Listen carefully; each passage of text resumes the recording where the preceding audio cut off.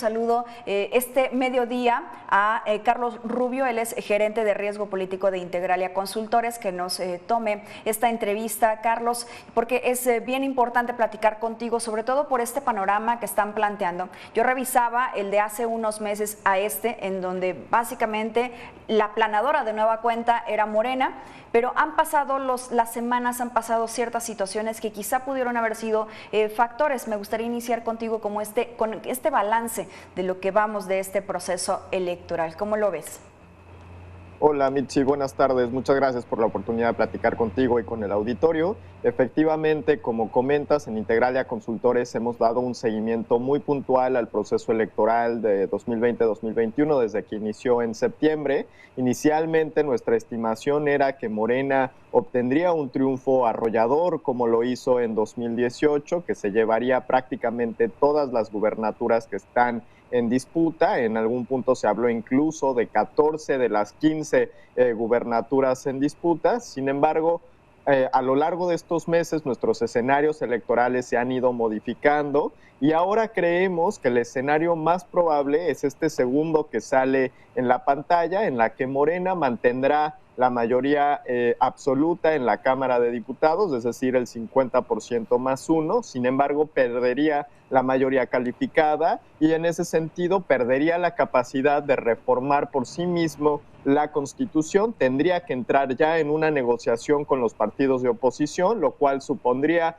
que se restablecerían algunos equilibrios en el poder y que el Ejecutivo tendría que negociar con la oposición para impulsar su agenda prioritaria, ¿no? En términos locales, Morena se mantendría como la fuerza dominante, sin embargo, ganaría ya solo entre 8 y 10 gubernaturas, mientras que la oposición se quedaría con el resto. Nuestro escenario actual es que la oposición obtendrá el triunfo en 7 de las 15 gubernaturas en disputa, lo cual significa que muchas de las elecciones locales se han vuelto mucho más competitivas a lo largo de los últimos meses, sobre todo creemos como resultado de las alianzas que se dieron entre los partidos PAN, PRI y PRD en varias entidades de la República y en 219 distritos federales.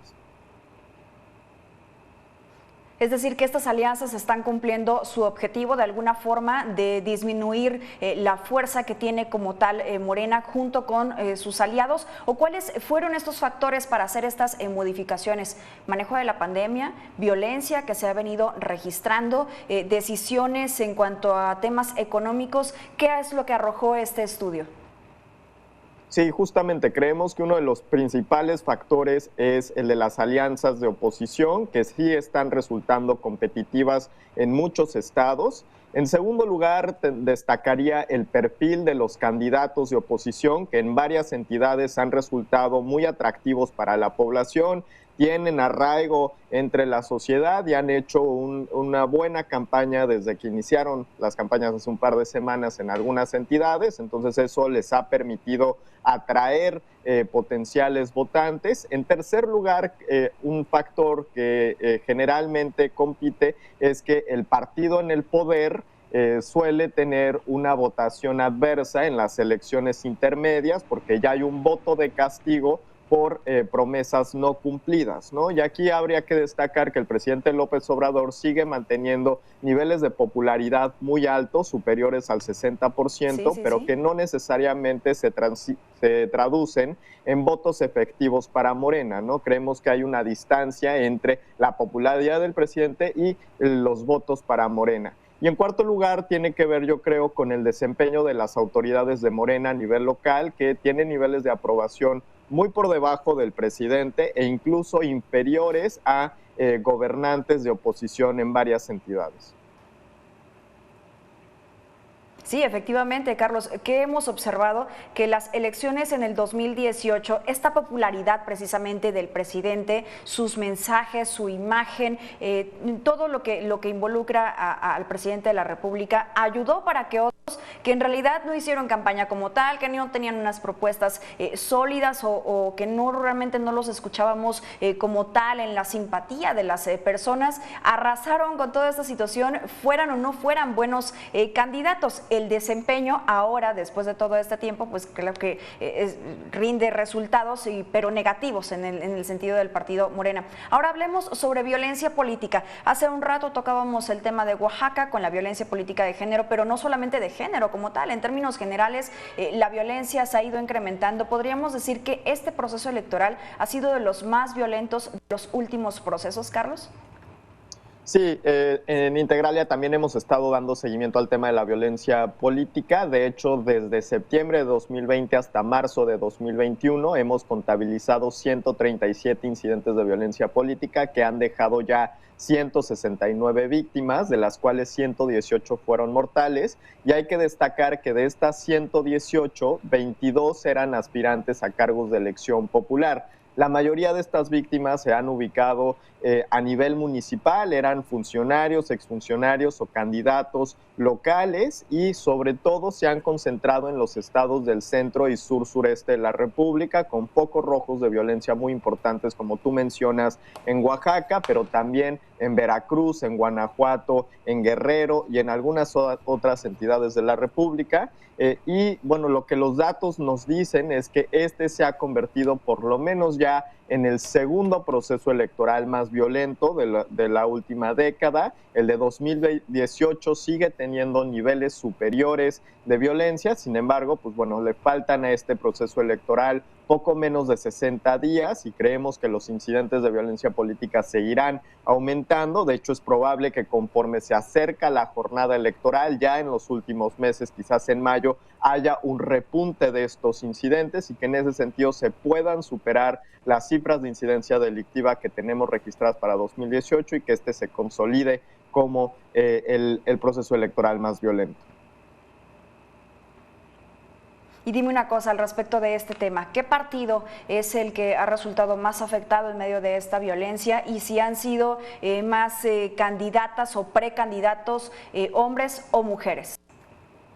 Sí, bueno, todos los partidos políticos han registrado víctimas de violencia política y también partidos locales que solamente tienen presencia en algunas regiones, efectivamente todos, pero Morena y el PRI son los que registran la mayor proporción de candidatos o funcionarios afectados, ¿no? Morena en primera posición con cerca del 33% de las víctimas de violencia política y creemos que esto responde a que Morena y el PRI son justamente los dos partidos que tienen mayor presencia territorial y que en ese sentido están más expuestos a este tipo de atentados. Y en segundo lugar, que Morena es el partido que se prevé tiene las mayores posibilidades de triunfo en muchos municipios del país y que en ese sentido son los que son pues focalizados por el crimen organizado para tratar de tomar acciones en sus contras, ¿no? Entonces, pues bueno, creemos que esos son los dos partidos que están más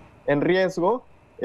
Y en términos de género, lo que hemos identificado es que la gran mayoría de las víctimas de violencia política en México han sido hombres, una proporción menor de mujeres. Sin embargo, lo que destaca es que de las mujeres que hemos contabilizado como víctimas de violencia política, la mayoría de ellas presentaban además señales de violencia de género, es decir, acoso sexual, violación, etcétera, que obviamente los hombres no presentaban, ¿no? Entonces, además de una cuestión de violencia política, se suma una cuestión de violencia de género en los casos de mujeres que hemos identificado.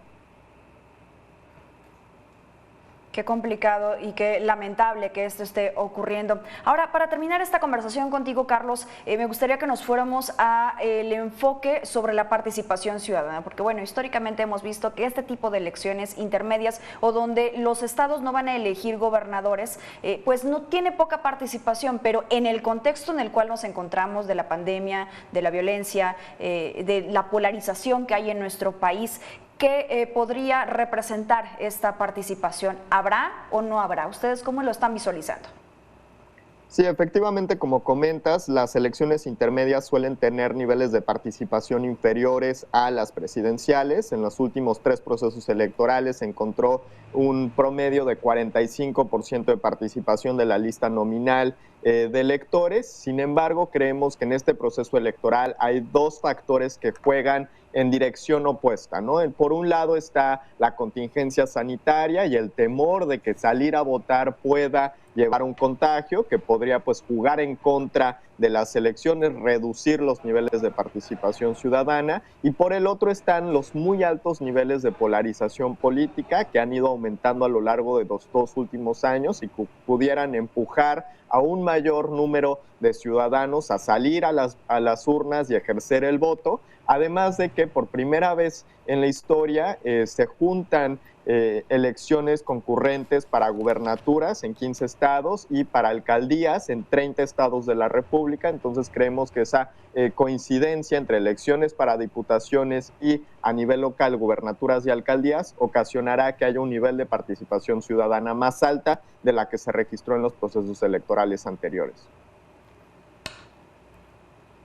Oye, ¿crees que pueda afectar al partido del presidente, a Morena, todo el conflicto que se ha generado en medio o alrededor de Félix Salgado Macedonio, el conflicto que se tiene contra el INE, contra sus consejeros, estos mensajes de violencia que también se han emitido, va a mermar en este proceso directamente al partido?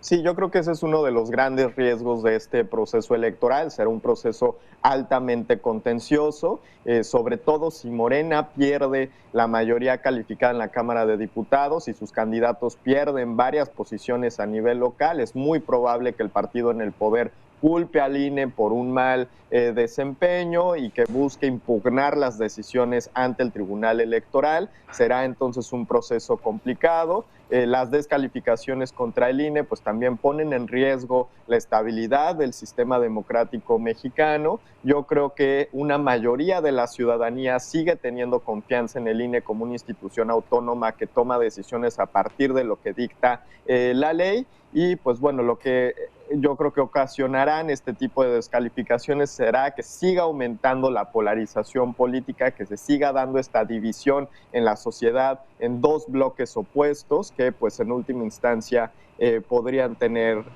pues alguna repercusión en contra de Morena en este proceso electoral.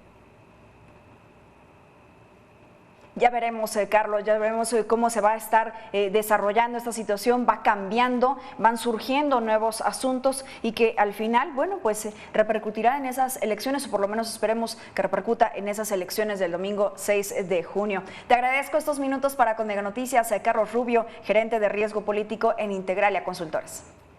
Muchas gracias, buena tarde, hasta luego, buen día.